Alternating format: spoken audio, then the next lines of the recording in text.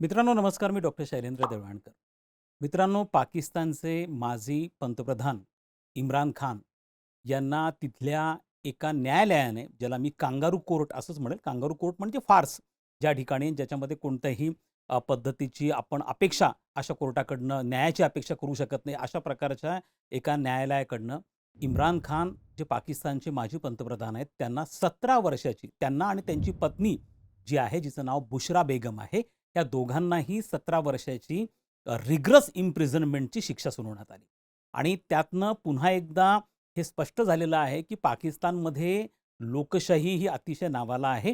पाकिस्तानमधली खरी सत्तासूत्र जी आहे ती पाकिस्तानच्या लष्कराच्या हातामध्ये आहे आणि पाकिस्तानचा जो लष्कर प्रमुख आहे तोच सर्वेसर्वा आहे, तोच सगळे अंतिम निर्णय घेतो. मित्रांनो, त्या सगळ्या गोष्टींकडे आपण नक्कीच पुढे येणार आहोत. प्रथम हे सगळं प्रकरण काय आहे हे आपण थोडक्यात समजून घेऊयात. मित्रांनो, इम्रान खान जेव्हा पंतप्रधान पाकिस्तानचे होते, त्यावेळेला त्यांना अनेक देशांच्या भेटीवरती ते जायचे किंवा इतर देशांचे प्रमुख पाकिस्तानच्या भेटीवर जेव्हा यायचे, त्यावेळेला अनेक भेटवस्तू ह्या पाकिस्तानच्या पंतप्रधानांना आणि त्यांच्या पत्नीला ह्या दिल्या जायच्या. त्याच्यामध्ये सौदी अरेबिया आहे आणि या ज्या सारखा देश आहे. त्यांनी अनेक देशांनी किंवा अनेक देशांच्या व्हिजिटला जेव्हा ते जातात, त्यावेळेला काही महागडी घड्याळं असतील, जेम्स आणि ज्वेलरीज असतील, अशा प्रकारचे ज्याला नजराणे म्हणू आपण, अशा स्वरूपाने दिले जातात. ही ट्रॅडिशन आहे आणि ठिकठिकाणी म्हणजे भारतामध्ये पण तुम्हाला अशा स्वरूपाने प्रकार दिसून येईल. आता अपेक्षा अशी असती, की ज्यावेळेला तुम्हाला अशा भेटवस्तू ह्या इतर देशांच्या तुम्ही भेटीला गेल्यानंतर किंवा इतर देशांचे प्रमुख तुमच्या देशाच्या भेटीला आल्यानंतर तुम्हाला अशा स्वरूपाच्या ज्या भेटवस्तू मिळतात, त्या शासकीय ज्याला तिजोरी म्हणतो आपण, ज्याला तोषखाना असं म्हणतात. या तोषखानामध्ये जो खजिना आहे, शासकीय खजिना आहे, त्याच्यामध्ये या सगळ्या जमा करायच्या असतात.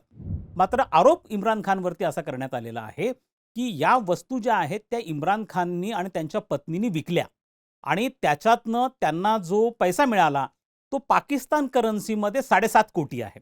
म्हणजे तसं तो पाकिस्तान करन्सीमध्ये 7.5 कोटी म्हणजे त्याला काही फार फार मोठी रक्कम आहे अशातला तो भाग नाही आहे.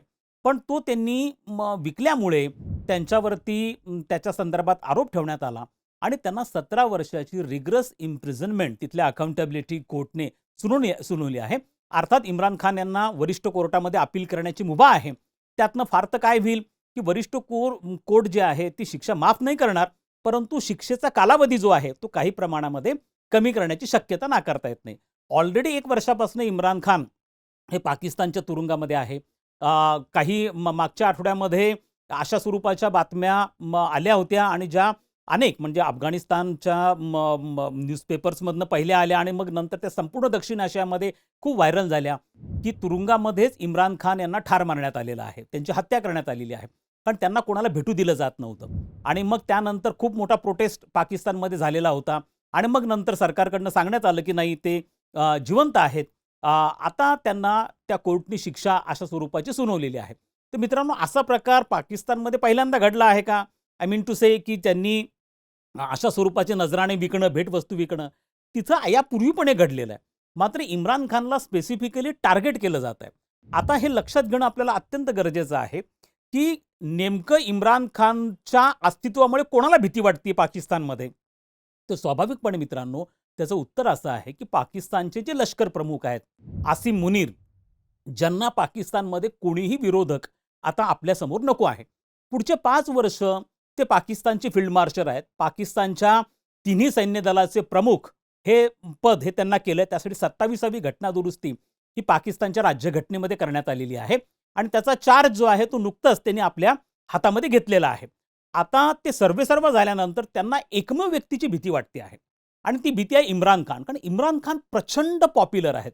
हा व्यक्ती आहे ज्यांनी पाकिस्तानला पहिला विश्वकप जिंकून दिलेला होता आणि त्यानंतर आपण बघतो, की इम्रान खानची जी बॅकग्राऊंड आहे, अपब्रिंगिंग आहे, त्यांची जी वाढ आहे, ती एका सर्वसामान्य पाकिस्तानी माणसापासून तर पंतप्रधान बनण्यापर्यंत त्यांचा जी एकूणच राजकीय वाटचाली आपल्याला दिसून येते.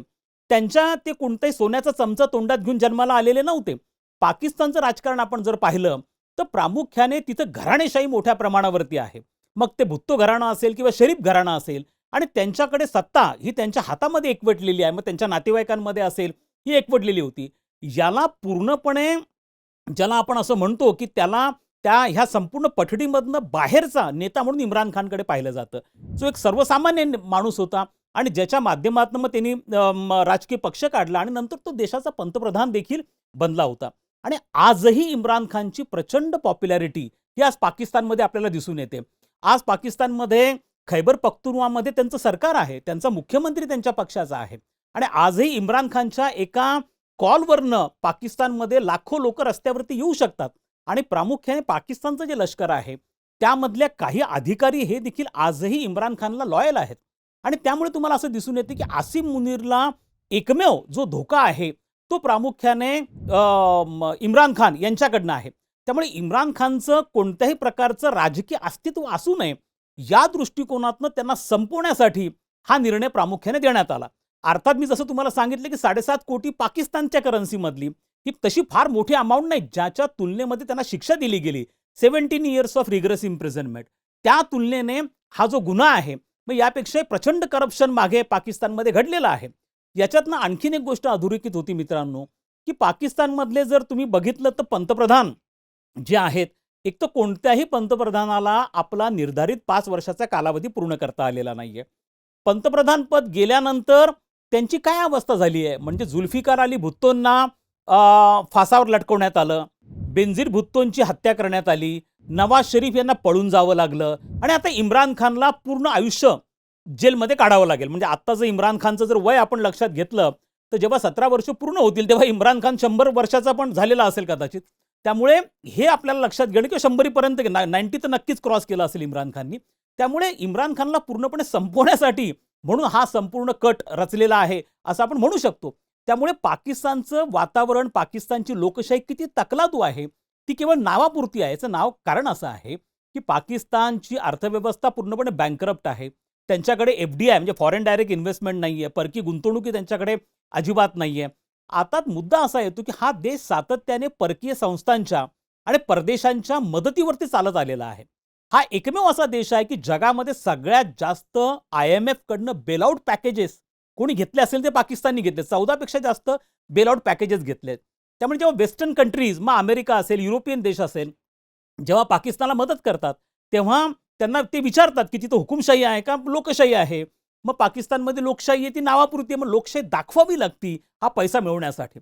त्यामुळे खरी सत्तासूत्र जी आहे ही प्रामुख्याने लष्करी हुकुमशहांच्या हातामध्ये, लष्कर प्रमुखांच्या हातामध्ये. आणि आत्ता नाही, गेल्या 40-50 वर्षांचा इतिहास जर तुम्ही पाहिला तर तुम्हाला सेम दिसून येईल. जनरल झिया उल हक यांनी ज्या पद्धतीने जुल्फिकार अली भुत्तोंना संपवलं, त्यानंतर परवेज मुशर्रफ यांनी ज्या पद्धतीने नवाज शरीफला संपवलं, त्यांना पळून जावं लागलं. नवाज शरीफ हे वाचले कारण त्यांना पळून जावं लागलं आणि त्यामुळे ते वाचले. त्यानंतर आसिम मुनीर आणि आता त्यांनी इम्रान खानला संपवलं.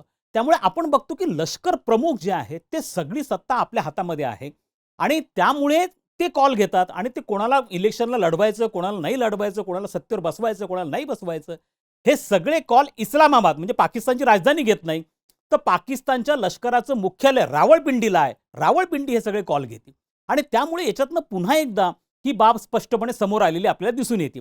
आता मुद्दा असा आहे की इम्रान खान अपील करतील, थोडीफार शिक्षा त्यांची कमी होईल, पण इम्रान खानचं आता जेलच्या बाहेर येणं हे सध्या तरी प्रचंड अवघड दिसतं आहे. आता याच्यामध्ये जर आसिम मुनीर पुढचे 5 वर्ष सर्व्हाइव्ह ते केले तर 5 वर्ष तर इम्रान खानला बाहेर येणं भयानक अवघड आहे. पण यू नेव्हर नो, पाकिस्तानमध्ये काहीही घडू शकतं. उद्या जर आसिम मुनीर नसतील किंवा सत्तेवर नसतील किंवा काही त्यांच्या बाबतीत जसं जनरल झिया उल हकच्या बाबतीमध्ये घडलं तसं त्यांच्या बाबतीत घडलं तर काही पॉसिबिलिटी आहे की ते बाहेर येऊ शकतील या स्वरूपाचे. मात्र पाकिस्तानमध्ये कारण कोणते सांगितलं जातं, परंतु तिथल्या पंतप्रधानांना किंवा जे लोकशाही मार्गाने निवडून आलेले आहेत त्यांचं भवितव्य जे आहे ते अशा स्वरूपाने आहे. त्यामुळे आपण लक्षात घेऊ शकतो की पाकिस्तान हा कशा पद्धतीचा देश आहे आणि तिथल्या राजकीय नेत्यांबरोबर ते कशा पद्धतीचं वर्तणूक करतात. जिथं विरोधी पक्षांना पूर्णपणे संपवलं जातं, त्यांना कुठेही सत्तेवरती त्यांचं नामोनिशाण ठेवलं जात नाही आणि त्याच इतिहासाला जागत पाकिस्तानने पुन्हा एकदा त्या इतिहासाची पुनरावृत्ती केलेली आहे आणि पुन्हा एकदा इम्रान खान यांना तुरुंगामध्ये, विशेष म्हणजे त्यांच्या पत्नीला देखील, बुशरा बेगमला देखील तुरुंगामध्ये टाकण्यात आलेला आहे. त्यामुळे हा जो पार्ट आहे हा भारताच्या दक्षिण आशियामध्ये आपण सातत्याने आपला कन्सर्न असतो की आपल्या शेजारी देशांमध्ये स्ट्रॉंग डेमोक्रेसी यावी, परंतु तो प्रकार तिथं नाहीये आणि म्हणूनच पाकिस्तानमध्ये सत्तासूत्र जी आहे की पाकिस्तानचं लष्कर, तिथल्या दहशतवादी संघटना आणि तिथल्या धार्मिक मूलतत्ववादी संघटना, हे जे 3 सत्ता केंद्र आहेत, या 3 सत्ता केंद्रांच्या हाती तिथली सत्ता आहे, हे पुन्हा एकदा स्पष्ट होतं.